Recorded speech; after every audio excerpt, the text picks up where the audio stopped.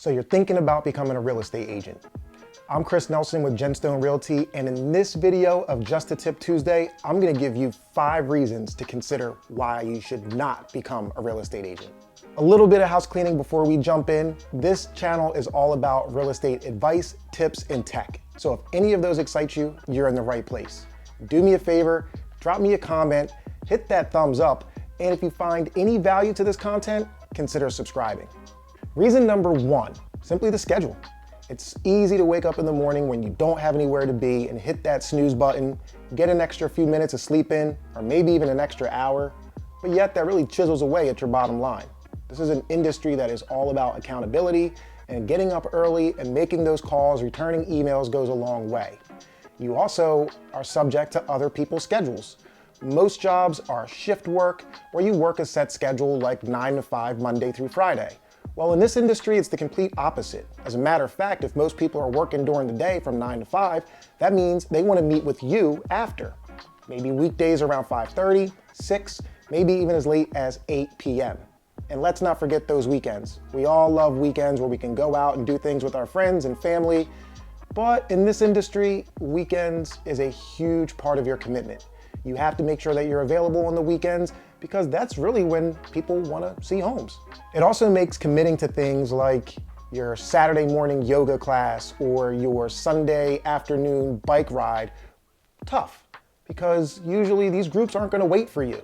They have their set schedule, and when you're out showing homes, these are things that you may not be able to commit to on a daily, weekly basis. So keep in mind that you may have to forfeit or give up doing some of the things that you enjoy doing. Reason number 2, this is an emotional industry. Not only are the emotions high for you, but you are selling people potentially their biggest dream.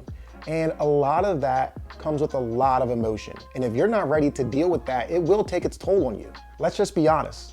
I know that you may not care about the wall color choices or maybe the floor finishes, but your client does. And a lot of those things have a lot of emotional weight on them. Maybe they want to be a little bit closer to the elementary school. Maybe they don't want to be on a busy road. Or maybe they want a huge backyard so that they can spend time with their friends, family, and maybe even the dog. And these are all things that you have to deal with. And when you're not connecting those dots, I promise you, it's a very emotional business and it will take its toll on you. You're also dealing with a lot of other people's personality types. I mean, there's a whole bunch of different personality types, or maybe 4 if you're going off of the DISC assessment, but you also have to learn how to adapt to those different types of personalities, because the last thing you want to do is clash with your client and realize that your time invested is short-lived. Reason number 3, there's no advancement in this industry. Once you are a realtor, you are a realtor. If you're looking for a job that you're gonna go from one position to another position and then maybe vice president and the list goes on, well, that's not this industry. Again, once you become a licensed realtor, the only advancement really is how well you do on a daily, weekly, or yearly basis. And usually by well, I mean the more money you make, the more you're advancing. But you will always be a realtor. If you are thinking about a career change down the road, keep in mind that this is a full-time job. And when you invest 5, 10, 15, 20 years into an industry and then realize that you want to change, well, it may be pretty difficult because you have committed and invested so much into this industry that there really may not be much of a springboard for you to go elsewhere. Reason number 4.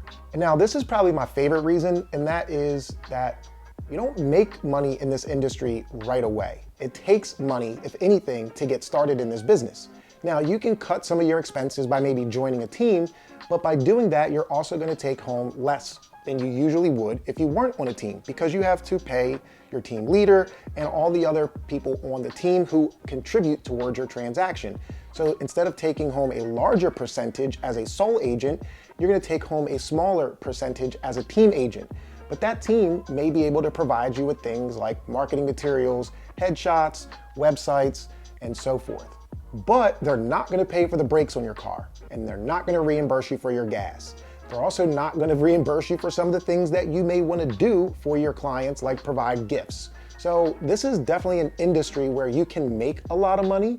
And I think the biggest misconception is that people think you're going to come into this industry and make a lot of money right off the bat, when that really is not the case. So coming into this industry, it's imperative to understand that you have to have some money set aside.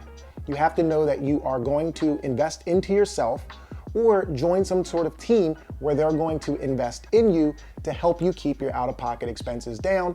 But at the end of the day, this is definitely an industry where you need money. All right, reason number 5, very last reason, is this really is hard work.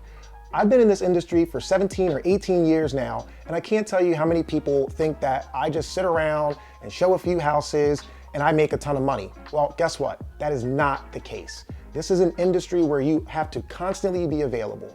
You have to always look for ways to improve yourself. That means you have to look at ways to be better than the other people in this industry, and I can tell you there are a lot of realtors. There are so many people who hold licenses, whether they are a full-time realtor or a part-time realtor, but if you're not constantly investing in yourself and providing quality, again, providing quality to your clients, you're not going to survive. This is an industry where you get out of it what you put in. So don't turn on those real estate shows thinking that it's all glitz and glam and you're going to ride away in a Lamborghini, because guess what?